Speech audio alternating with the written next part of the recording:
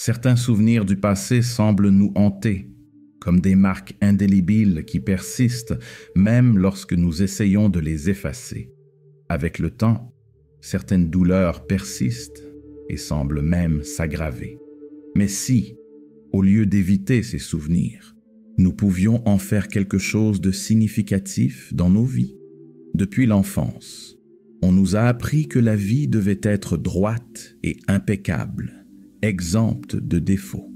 On nous a appris à cacher nos erreurs, à effacer les moments difficiles et à continuer comme si de rien n'était.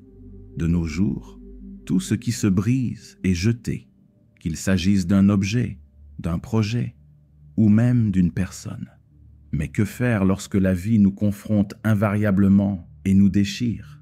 Peut-être s'agissait-il d'un événement imprévu, d'une perte irréparable ou d'une déception qui a laissé de profondes cicatrices. Nous avons toujours la même réaction initiale. Essayer d'oublier, effacer les marques et faire comme si de rien n'était. Cependant, ces blessures ne se dissipent pas simplement parce que nous le voulons. Elles se cachent et restent silencieuses, attendant le bon moment pour revenir. Nous commençons inconsciemment à porter un fardeau invisible, en niant des parties importantes de notre propre trajectoire. Et s'il y avait un autre point de vue sur tout cela? Au Japon, il existe une philosophie capable de modifier radicalement notre vision du passé. C'est une tradition qui non seulement accueille les imperfections, mais les transforme en quelque chose de beau et de fort. C'est un art qui nous enseigne que chaque marque, chaque fissure, chaque moment de souffrance peut être transformé en une référence sur notre chemin. Pensez à un vase en porcelaine délicat, presque fragile, qui vous échappe des mains et tombe sur le sol. En Occident, l'impact serait catastrophique. Il serait certainement jeté, car tout ce qui se brise perd sa valeur. Au Japon, il existe une forme d'art qui interprète cette situation de manière très différente, non pas comme une fin, mais comme une nouvelle étape. Cette forme d'art est connue sous le nom de kintsugi, une approche de la réparation d'objets endommagés utilisant de la laque mélangée à de l'or. Voici le point intrigant. Au lieu de cacher les dommages, le kintsugi les transforme en composants le plus précieux de l'objet. Chaque fissure, chaque blessure est mise en valeur, devenant l'aspect le plus attrayant de la nouvelle identité de l'objet. La technique appelée kintsugi est née au XVe siècle, lorsque le shogun Ashikaga Yoshimasa a cassé son bol à thé préféré. Il l'a envoyé en réparation dans l'espoir qu'il retrouve sa splendeur d'origine. Cependant, à sa grande déception, le bol est revenu, attaché par des supports métalliques primitifs. Bien qu'utile, elle n'avait aucun attrait esthétique. Insatisfait, le shogun a mis les artisans japonais au défi de découvrir une méthode plus raffinée pour la restaurer, donnant ainsi naissance au kintsugi.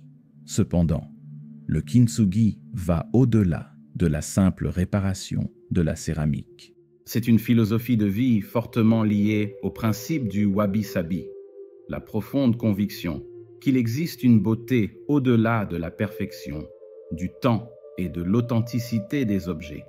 En Occident, il est courant de passer sa vie à rechercher la perfection, comme si seuls nos défauts étaient admirables lorsque nous les cachons.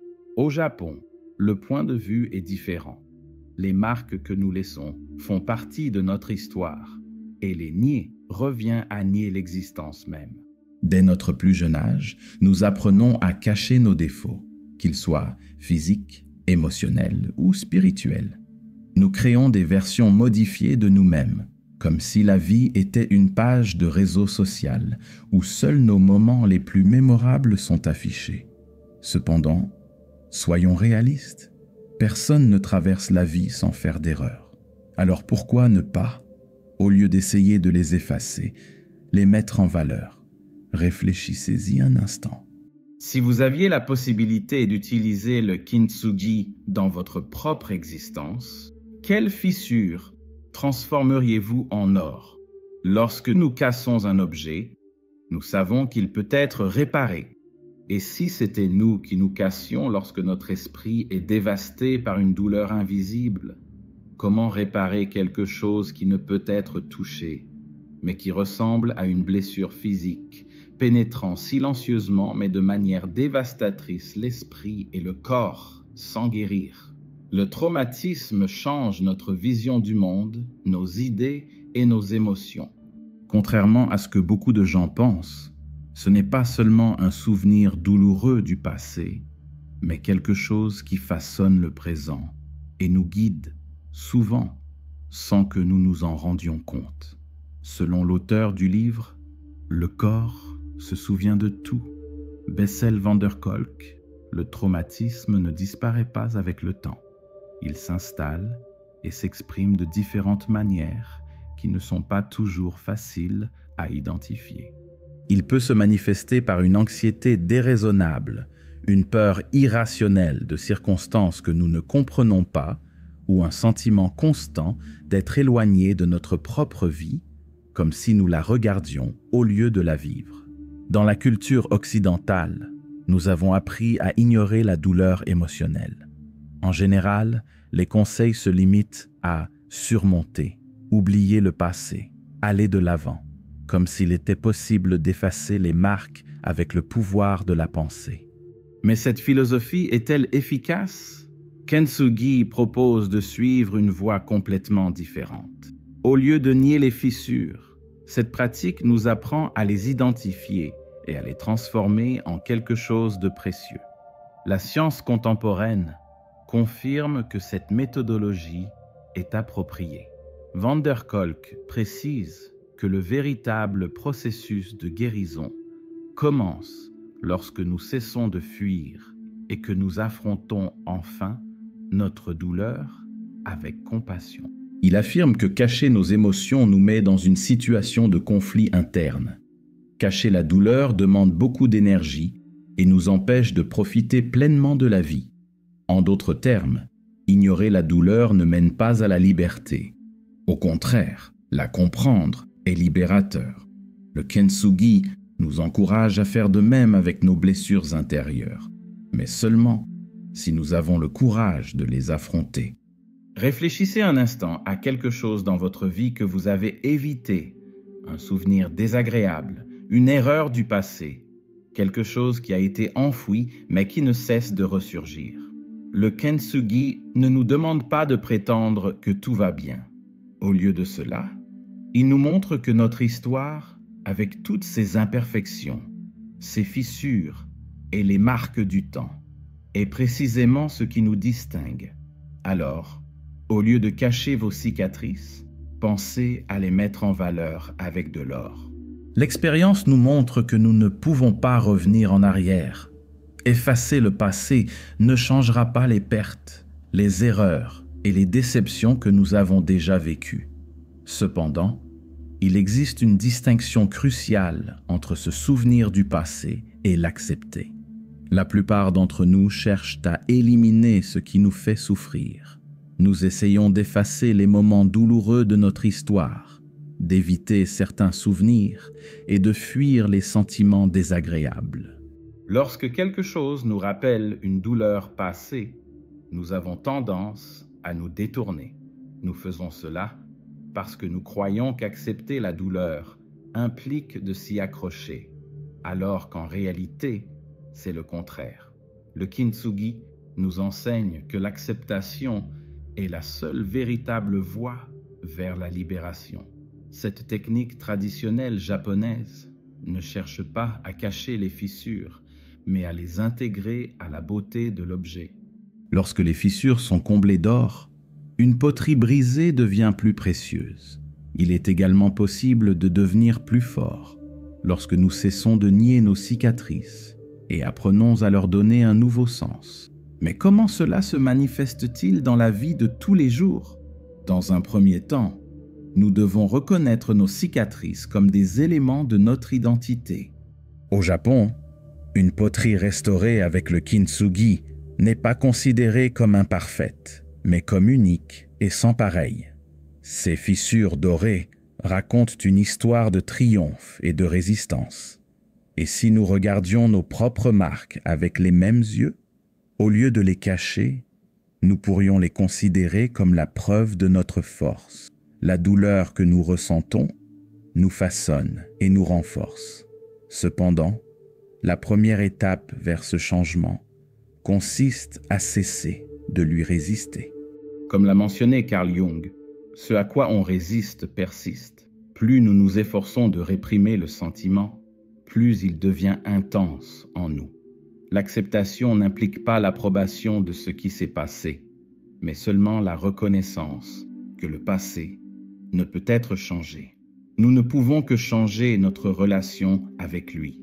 Le kintsugi ne cherche pas à cacher les fissures, mais les reconnaît et les met en valeur.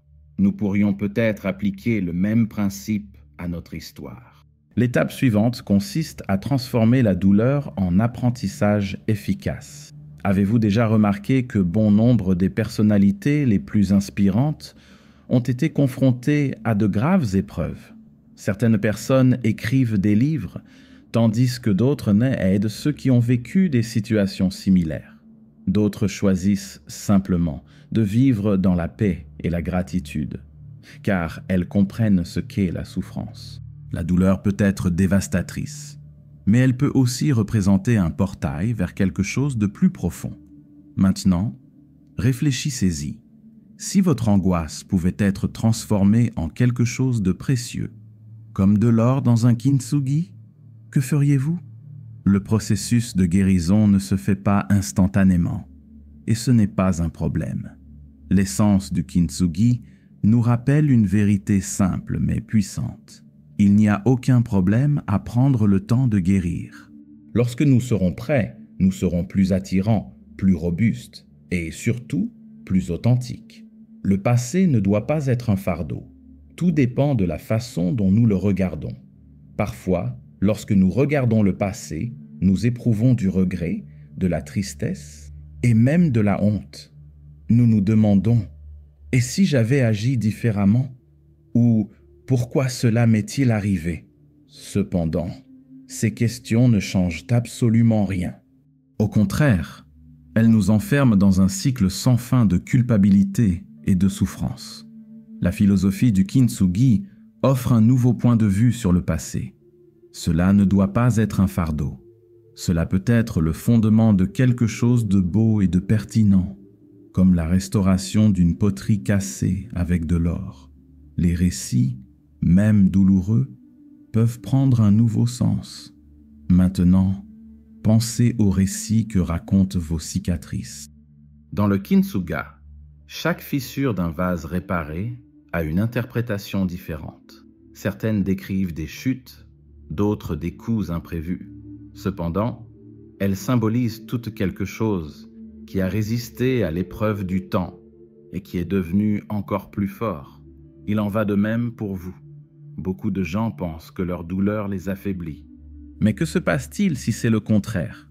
Et si chaque blessure était en fait un emblème de votre force? Celui qui a connu le rejet a appris la résilience. Ceux qui ont connu la perte ont compris l'importance de la présence. Ceux qui ont fait face à des difficultés ont appris ce que signifiait un nouveau départ. Si vous analysez votre trajectoire sous un angle approprié, vous vous rendrez compte que vos marques ne vous diminuent pas, mais vous rendent plutôt unique. Cependant, il y a un aspect crucial. Ne pas accepter le passé ne signifie pas l'accepter. L'acceptation n'implique pas le déni, mais la liberté. Beaucoup de gens ont peur d'accepter ce qui s'est passé, car ils croient que cela implique de se rendre. Cependant, il existe une différence significative entre ces deux situations. Le déni consiste à dire qu'il n'y a plus rien à faire. L'acceptation consiste à admettre que cela s'est produit, mais que cela ne détermine pas qui vous êtes.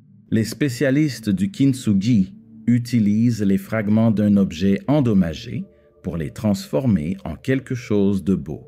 Vous pouvez suivre la même procédure avec des segments de votre histoire, en la reconstruisant à nouveau.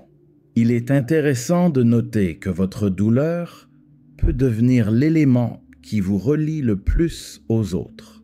Pensez aux personnes qui ont le plus influencé votre existence.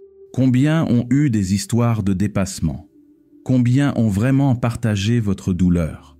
Lorsque nous essayons de cacher nos erreurs et nos marques, nous finissons par nous isoler. Cependant, lorsque nous avons le courage d'accepter notre humanité, nous établissons des liens authentiques. Le penseur Allen de Botton a déclaré « La douleur que vous cachez vous isole du monde. La douleur que vous ressentez vous relie à lui. » Le kintsugi nous enseigne précisément cela. Ce qui semble être une faiblesse peut en fait être ce qui nous relie le plus profondément aux autres. Nous n'avons pas besoin d'effacer notre passé pour aller de l'avant. Nous devons juste changer notre vision de celui-ci. Le kintsugi est une belle métaphore de ce changement. Mais comment pouvons-nous convertir cette philosophie japonaise qui voit la beauté dans les cicatrices en quelque chose qui peut être appliqué efficacement dans la vie quotidienne? Identifier nos erreurs est une étape importante, mais ce n'est pas suffisant. Nous devons agir pour transformer ces fissures en quelque chose de solide et peut-être de précieux. Commençons par l'acceptation de soi. Combien de fois vous êtes-vous retrouvé à ressasser une erreur passée, à vous comparer à quelqu'un qui semble mener une vie idéale ou à vous considérer comme moins précieux en raison de vos limites? Le kintsugi nous invite à regarder ces marques et à nous demander « Et si, au lieu de les cacher, nous les percevions comme des éléments qui nous distinguent ?» L'acceptation de soi ne se fait pas instantanément, mais commence par un changement dans la façon dont nous communiquons avec nous-mêmes. Qu'en est-il des expériences difficiles? Nous sommes tous confrontés à ce genre de situation. Certaines erreurs sont minimes, tandis que d'autres nous laissent paralysés pendant une période prolongée. Cependant, s'il y a une chose que le kintsugi nous apprend, c'est que les fissures peuvent devenir plus fortes. La clé est de changer notre façon de gérer la douleur. Posez-vous les questions suivantes. Qu'est-ce que cela m'a apporté? Comment puis-je évoluer à partir de cela? Quelqu'un peut-il tirer profit de mon histoire? Il n'est pas étonnant que de nombreuses personnes trouvent un sens à partager leurs expériences. La douleur ne doit pas nécessairement être synonyme d'angoisse. Elle a la capacité de se transformer en sagesse et en puissance. S'améliorer soi-même est une composante essentielle du processus. Dans le kintsuga, il ne s'agit pas seulement d'accepter la pièce endommagée. L'or qui remplit les fissures doit apporter de la résistance, pas seulement de l'apparence. Dans la vie, cela signifie développer des habitudes qui nous aideront à l'entretien. En enregistrant nos expériences, nous pouvons les améliorer. La pratique de la méditation et de la pleine conscience nous permet d'affronter des émotions complexes sans être consumés par elles. Le corps est également porteur de mémoire. Le mouvement, qu'il s'agisse de sport, de danse ou simplement d'une promenade, peut être un moyen de libération. Solliciter une aide professionnelle, c'est comme confier ces outils à un artisan expérimenté. Certaines reconstructions nécessitent une assistance. Pour conclure, le rétablissement ne suit pas un chemin linéaire. Il y aura des jours où tout semblera calme et d'autres où les mêmes douleurs réapparaîtront. Cependant, chaque petit pas en avant est significatif. La douleur que vous ressentez ne détermine pas qui vous êtes. Cependant, la façon dont vous vous remettez peut façonner votre avenir. Nous avons tous, à un moment donné, chuté, et nous sommes désintégrés en parties qui semblent impossibles à reconstruire. Certaines de ces marques sont visibles, tandis que d'autres sont cachées, inscrites dans la mémoire du corps et de l'esprit. Cependant, elles restent avec nous, nous façonnant, indépendamment de notre volonté. Kintsugi nous donne une leçon pertinente. Nos caractéristiques ne sont pas des défauts. Elles font partie de qui nous sommes. Chaque souffrance, échec ou déception peut prendre un nouveau sens, devenant des jalons en or sur notre chemin. C'est la preuve que nous ne faisons pas que survivre, mais que nous trouvons aussi de la beauté même dans les parties que nous aimerions pouvoir oublier. Vous avez peut-être passé des années à essayer de cacher vos marques, à faire comme si certains événements n'avaient jamais eu lieu. Mais si, au lieu de les cacher, vous les mettiez en valeur, si, au lieu de rejeter vos expériences, vous les acceptiez comme faisant partie de votre parcours, l'acceptation n'implique pas l'abandon. Accepter, c'est regarder le passé sans s'accrocher au chagrin. C'est comprendre que son histoire, même imparfaite, a de la valeur. Si un artisan peut transformer un vase abîmé en œuvre d'art, vous aussi avez la capacité de transformer votre douleur en quelque chose de plus grand. Une leçon, une expérience d'apprentissage et une source d'inspiration pour les autres.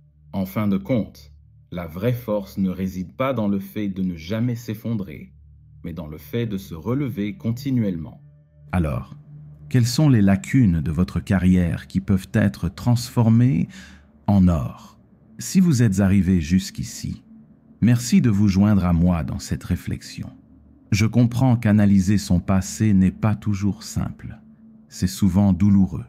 Parfois, nous choisissons de fuir. Cependant, si cette publication a contribué à apporter un nouveau regard sur votre histoire, alors cela en valait la peine.